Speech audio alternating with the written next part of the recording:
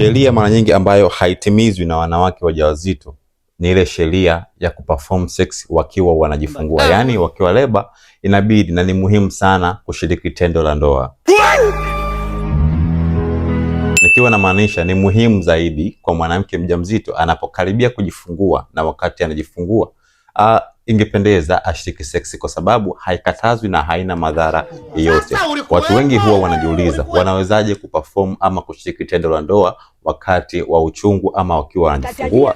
Of course mwanamke mjamzito haina limited au haina kikomo kile cha kuambia kwamba muda huu inabidi uache kushiriki tendo la ndoa kama hapatakuwa na changamoto yoyote ambayo labda inaweza kuashiria vibaya katika ujauzito wake, aidha kupelekea changamoto kuharibika kwa ujauzito au kutoka na magonjwa yale kama UTI, syphilis na magonjwa mengine. Lakini mwanamke mjamzito inabidi ashiriki seksi na perform tendo la ndoa vile mara nyingi iwezekanavyo, kwa sababu kwanza humpa energy na humpatia nguvu. Kwa hiyo naposema mama mjamzito ni muhimu zaidi kushiriki seksi, kitu ambacho huwa kinaleta faida kwake yeye mwenyewe na kinamrahisishia baadhi ya vitu.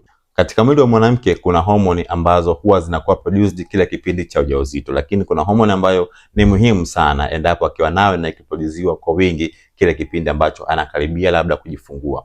Na homoni hiyo mara nyingi sana inatolewa kwa mwanaume kama atakuwa ashiriki naye tendo la ndoa mwenza wake kile kipindi cha ujauzito. Mwanaume ana uwezo ama mwanaume anakuwa na homoni ambayo huwa mara nyingi inaproduziwa kile kipindi, lakini homoni ya muhimu zaidi huwa anayo yule mwanaume kile kipindi ambacho labda anaposhiriki tendo la ndoa. Kuna homoni ambazo mara nyingi mwanaume anakuwa na produce kile kipindi ambacho labda anakaribia kufikia mshindo ama zile homoni za raha. Nikazungumzia labda kuna homoni kama adrenaline, kuna homoni kama dopamine na kuna homoni ambayo ni muhimu zaidi kama ni oxytocin. Hasa hapa nazungumzia ile oxytocin. Mwanamke mjamzito anapotarajia kujifungua au anapokaribia kujifungua, kuna homoni ambayo inabidi impe nguvu na kushiriki katika maso mbalimbali ili kuweza kupata ile contraction na kurelax kwa misuli ya tumbo ili kuweza kutoa mtoto. Homoni hiyo tunaita ni kama homoni ya oxytocin.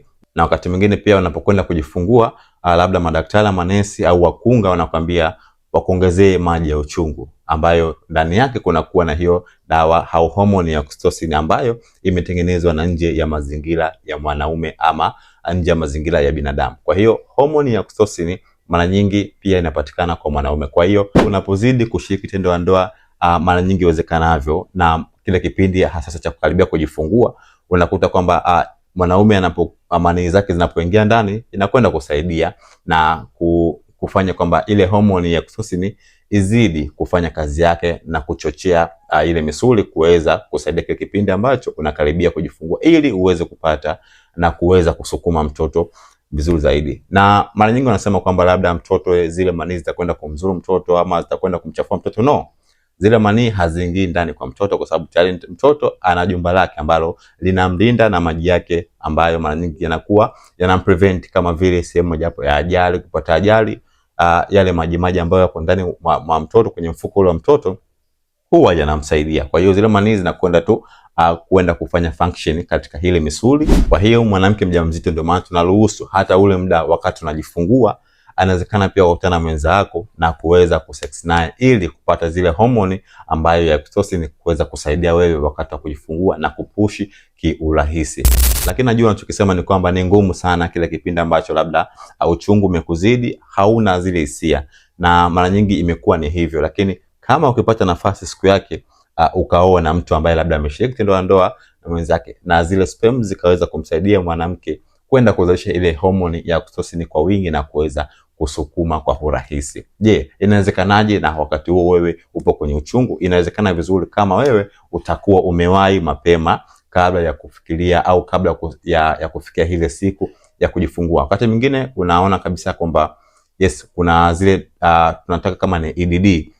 Yani ni maana na mkiwa na maanisha kwamba kuna zile tarehe ambazo labda umekadiriwa kujifungua kwa wakati huo. Kwa hiyo unapokaribia kile kipindi ambacho unaona kabisa tarehe fulani labda tarehe 7 unakaribia kujifungua na hupo kwenye labda tarehe 1, tarehe 2, ni vizuri ukaanza kushiriki tendo la ndoa mapema ili kusaidia au kupata zile homoni ambazo za oxytocin kutoka kwa mwanaume kuweza kufanyia urahisi wa kuweza kwenda reba na kupushi kwa urahisi zaidi. Kwa hiyo mama mjamzito, shiriki tendo la ndoa uwezavyo kama tu hapata kuwa na madhara na magonjwa yale ambayo labda yaanza kufanya au kuhatarisha mimba kuharibika na kutoka. Sasa je, ushawahi kufanya hivyo kabla? Kama una mwenzako ama jirani yako mwenye ujauzito, mtumie hii video, ataweza kushukuru na haweze kufahamu umuhimu wa oxytocin katika kile kipindi cha kusaidia na umuhimu wa sperm za mwanaume. Jali afya yako, thamini uzazi wako. Kumbuka ni Seif Meddy Tiba.